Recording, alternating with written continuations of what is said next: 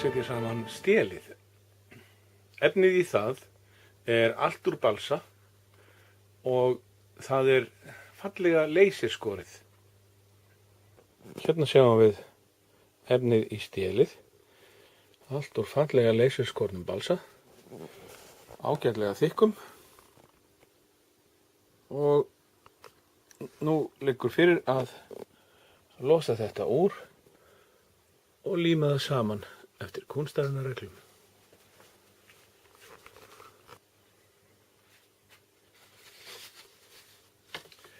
Alveg eins og með þá parta sem eru fræstir, að þá skilur leysirinn eftir örlitla búta sem eru óskornir og við þurfum að skera í gegnum þetta til þess að þetta losni úr. Það betra að skera þetta heldur en að brjóta það úr, því að þá minni hætta á þetta verði að það brotni upp úr því, sko. Þannig að nú ætla ég að skera hérna ofan í þetta allt saman.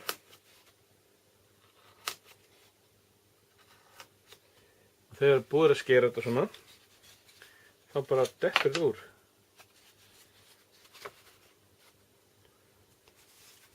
Leysiskornir hlutar þekkjast líka á því að brúnirnar á þeim eru svona brúnar. Og ef maður setur puttan eftir því, þá kemur sót á puttana. Þetta sót ekkert sérstaklega mikið til vandræða. Það meiri sé að getur hjálpað manni þegar maður er að líma.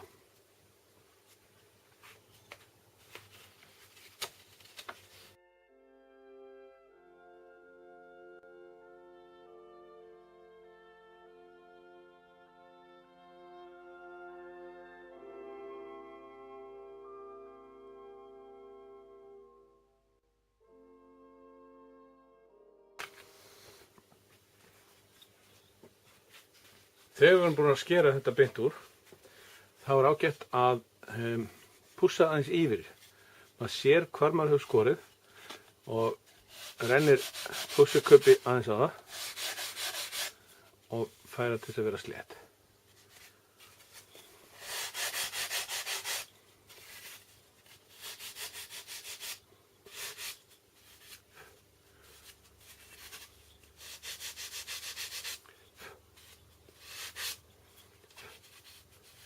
Sótið kemur líka að gagni hérna vegna þess að þegar maður er búin að pússa alveg niður, þá byrjar það að hverfa, makast út og hverfa. Þá sér maður hvenær þetta er orðið gott. Maður sér það líka ef maður er að pússa þetta skakt.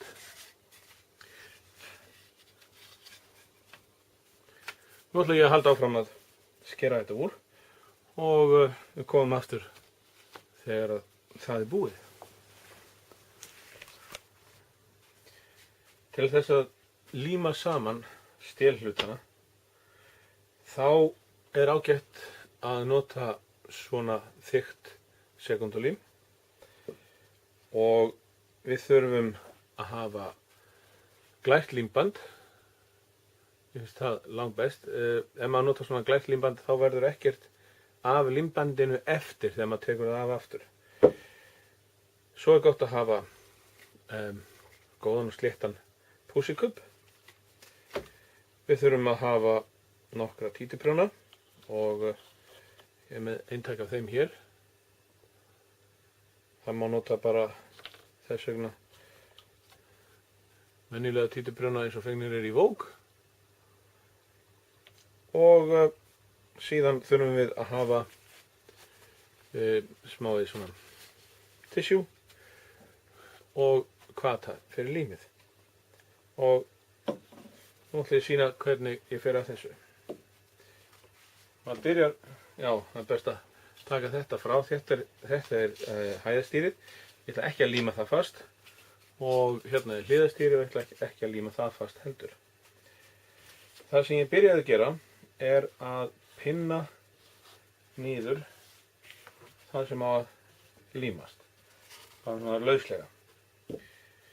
Síðan setjum ég þetta hérna, þannig að þetta setji alveg rétt og set pinna í það líka til þess að bara halda því á sínum stað. Reyna að fá samskeytin eins þétt og vel saman og hægt er. Síðan tek ég límbandið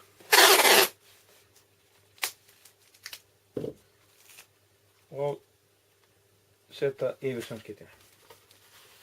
Límbandið heldur núna við, heldur saman þeim hlutum sem ég ætla að líma. Svo nú get ég tekið pinnana úr aftur.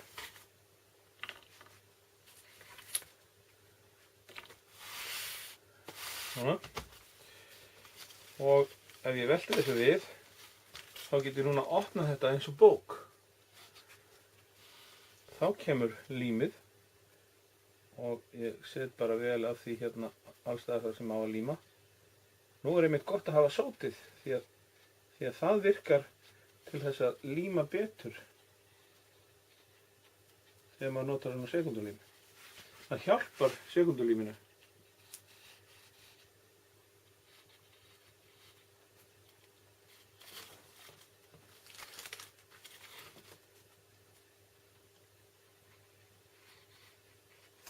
Svona. Nú get ég lagt þetta niður og þá gubbast alltaf eitthvað af líminu upp. Svo þá er ágætt að hafa þetta tissue til að þurrka það frá. Svona.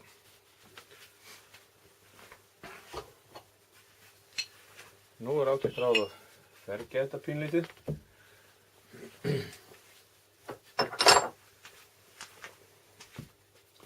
Svona. Og skella á þetta svona kvata.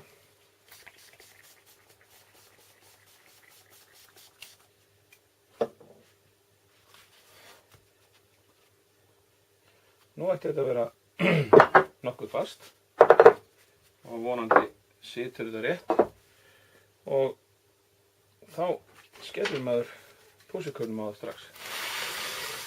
Bara varlega.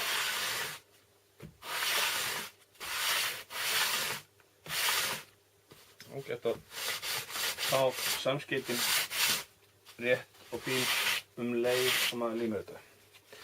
Nú snýði þessu við og tek límbandið af. Það gerist stundum að lím sem fer í gegn, það harðnar ekki fyrir að límbandið er farið. Þannig að þá set ég aðeins kvata hérna líka og renni með sandpapírnum á þetta.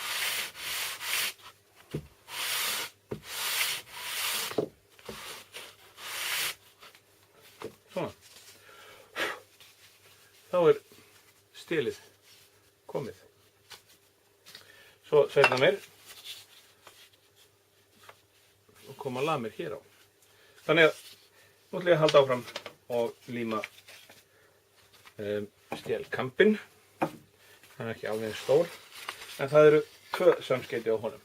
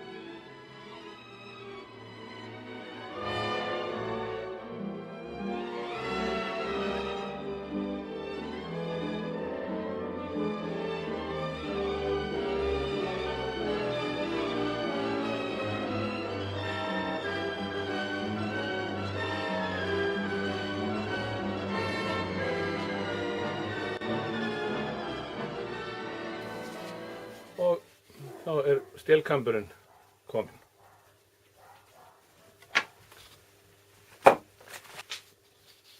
Frambrúnin á stélfletinum og stélkambinum þarf að vera rúnnuð. Það er langbest að gera það með pússuköpi. Þá leggur maður bara stykkið að brúninni á borðinu og rennir hérna eftir þessu nokkrum sinnum þangað til að komin er svona skái, bara pínu lítið. Nú ætlum ég að gera hinum megin frá líka.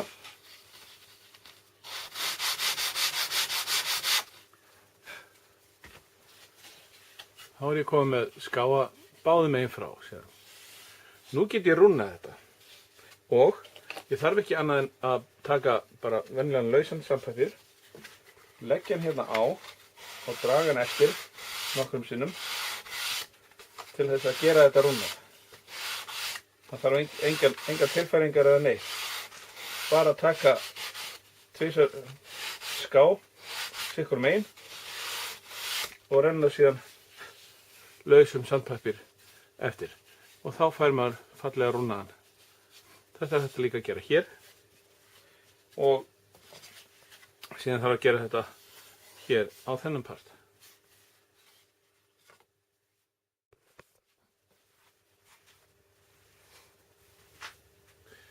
Nú er ég búinn að rúnna frambrúnina bæði á stélkambinum hér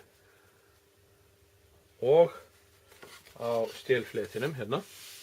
Frambrúnin orðin fín, alveg hérna framfyrir.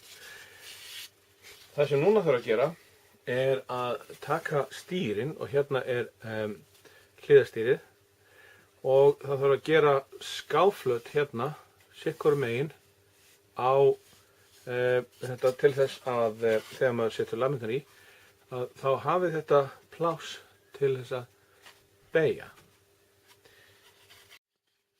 Og til þess að gera það þá fékk ég mér hérna bút af lett krossviði innan úr skrokknum og ég ætla að nota hann til þess að finna miðjuna.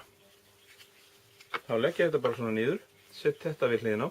Þessi krossviður er 30 mm þegar balsinn er 6. Þannig að ef ég núna teikna hérna með svona túsi með mjóu móti, svona, snýði síðan við og teikna hérna hinum megin frá, bara til þess að vera öruggur.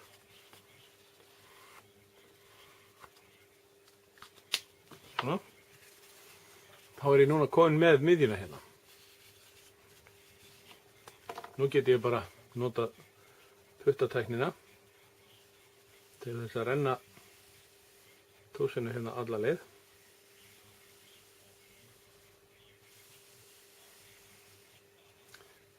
Og hérna hef ég miðjuna. Það er ágætt að taka örlítið strik hérna sikkur megin. Svo maður fylgist nú með því hvað maður er að pússa niður. Nú ætla ég að taka hérna spís á þetta.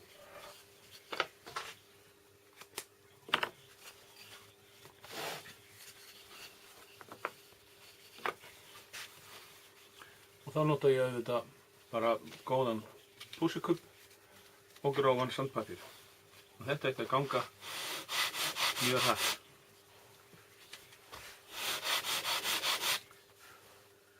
Það er að gera lítið í einu og fylgjast vel með því sem er að gera.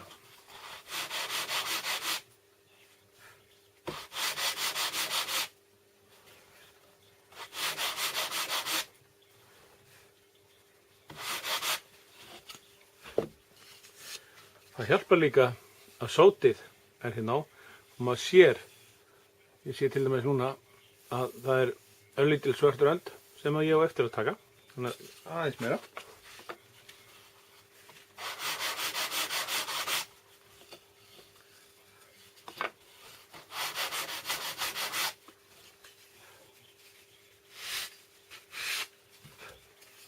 Svona, nú er komin hérna þessi fíni spís.